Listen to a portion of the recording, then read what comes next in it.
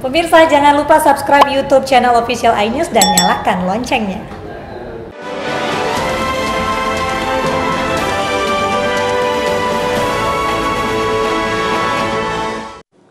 Pemirsa, tak bisa mudik ke kampung halaman, warga manfaatkan Hari Raya Idul Fitri untuk berlibur. Sejumlah tempat wisata di Jakarta pun dikunjungi warga, salah satunya di Taman Mini Indonesia Indah dan kawasan wisata Ancol.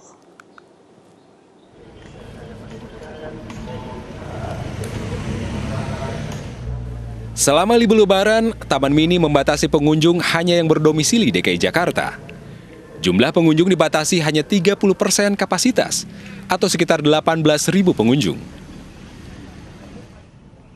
Pihak Taman Mini sudah bekerja sama dengan anggota kepolisian untuk membatasi pengunjung. Jam operasional juga dibatasi, yakni dari pukul 6 hingga 18 sore.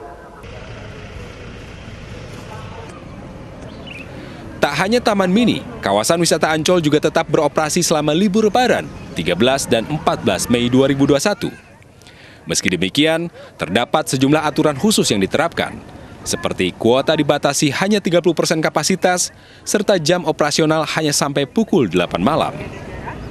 Mayoritas masyarakat mengaku memilih berwisata ke Ancol karena harga yang terjangkau serta memiliki lahan terbuka yang luas. Dari Jakarta, tim iNews melaporkan. Sejumlah objek wisata di Bandung Barat ditutup selama sepekan. Penutupan itu menyusul Kabupaten Bandung Barat masuk dalam resiko tinggi COVID-19. Penutupan objek wisata dimulai sejak 7 hingga 14 Mei. Penutupan menyusul Kabupaten Bandung Barat masuk dalam zona merah.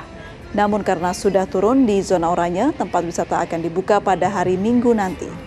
Sejumlah wisatawan yang tidak tahu adanya penutupan tempat wisata, mereka terpaksa kembali ke daerah asalnya.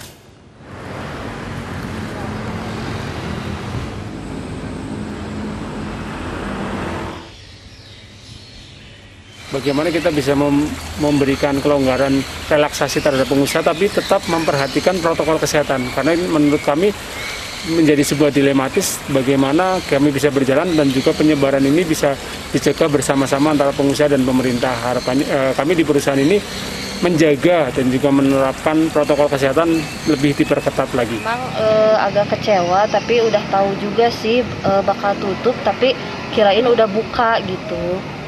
Jadi ya sambil jalan-jalan aja sih ke sini.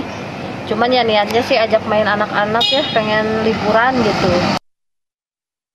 Dalam situasi pandemi, tradisi Grebeg Syawal di Keraton Yogyakarta tetap dilaksanakan, tetapi hanya diikuti oleh abdi dalam dan tertutup di dalam keraton.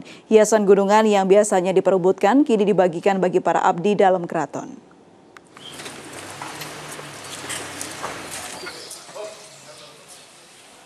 Tradisi Grebeg Syawal dalam perayaan Idul Fitri yang biasanya digelar terbuka untuk umum, kini hanya diikuti oleh keluarga Sultan Hamengkubuwono ke-10 dan para abdi dalam keraton. Dengan tetap mengacu pada protokol kesehatan, Grebeg Syawal dilaksanakan di dalam komplek keraton. Ini merupakan kali kedua digelar di dalam keraton sejak pandemi corona melanda tahun lalu. Grebeg Syawal merupakan simbol sedekah raja. Biasanya gunungan berisi hasil bumi diarak di alun-alun utara dan kemudian diperebutkan warga di Masjid Gede karena dipercaya membawa berkah. Nah, sekarang upacara hanya diadakan di dalam cepuri keraton, tetapi tetap dikirim ke Pakualaman dan dikirim ke Pemda di Kepatihan. Sedangkan di Masjid Gede ditiadakan karena menghindari kerumunan, karena biasanya gunungan yang dibawa di Masjid Gede itu selalu masyarakat menggerebek merayah. Dalam Grebeg Syawal kali ini, Keraton Yogyakarta membagikan rengginang berbentuk bunga kepada seluruh abdi dalam dan dikirim ke kantor Pemda DIY dan Puro Pakualaman. Selama Idul Fitri, wisata keraton ditutup mulai hari ini hingga besok Jumat. Dari Yogyakarta, Gunanto Farhan, iNews melaporkan. Di tengah suasana pandemi COVID-19, umat Katolik melaksanakan misa kenaikan Isa Al-Masih di Gereja Katedral Denpasar, Bali dengan protokol kesehatan. Mencegah kerumunan, umat dibatasi hanya 500 orang dalam satu sesi.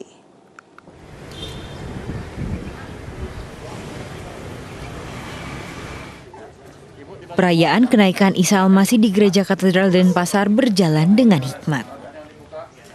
Mengingat masih di tengah pandemi COVID-19, jemaat dibatasi 500 orang untuk sekali misa. Mereka juga pakai masker, cek suhu tubuh, dan cuci tangan. Adapun jarak duduk di antara jemaat. Perayaan kenaikan Isa Al-Masih yang bertepatan dengan perayaan Idul Fitri mengangkat tema Tuhan memuliakan tubuh manusia. Dengan demikian diharapkan manusia juga menjaga, memuliakan tubuhnya sebagai makhluk yang diciptakan secitra dengan Allah dengan mentaati protokol kesehatan.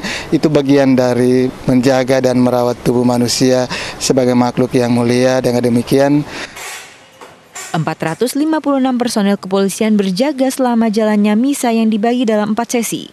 Gereja juga menyediakan misa virtual untuk lansia dan anak-anak. Dari Denpasar, Bali, Indira Ari, iNews melaporkan. Pemirsa, perayaan Idul Fitri tahun ini bersamaan dengan peringatan kenaikan Isa Al-Masih. Sejumlah daerah di Indonesia menunjukkan sikap toleransi beragama yang tinggi dengan beribadah secara berdampingan.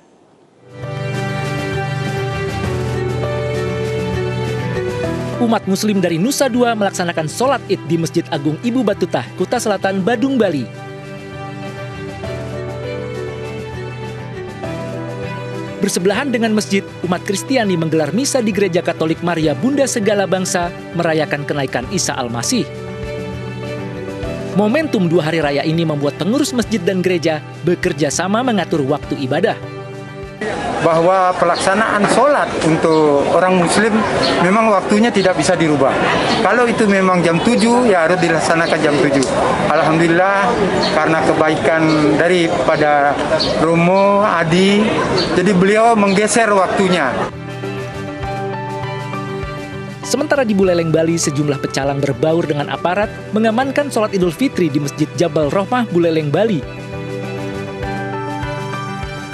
Di Purwodadi, Jawa Tengah, Gereja Katolik Hati Yesus yang Maha Kudus menunda perayaan ibadah kenaikan Isa Al-Masih beberapa jam demi keleluasaan umat Muslim sholat Idul Fitri. Untuk menghormati saudara-saudari umat Islam yang sedang melaksanakan sholat Id, maka kami undurkan. Jadi jam 9 kami baru mulai perayaan Ekaristi, perayaan itu. Selain untuk mencegah kerumunan di tengah pandemi, hal ini dilakukan untuk mewujudkan toleransi antar umat beragama.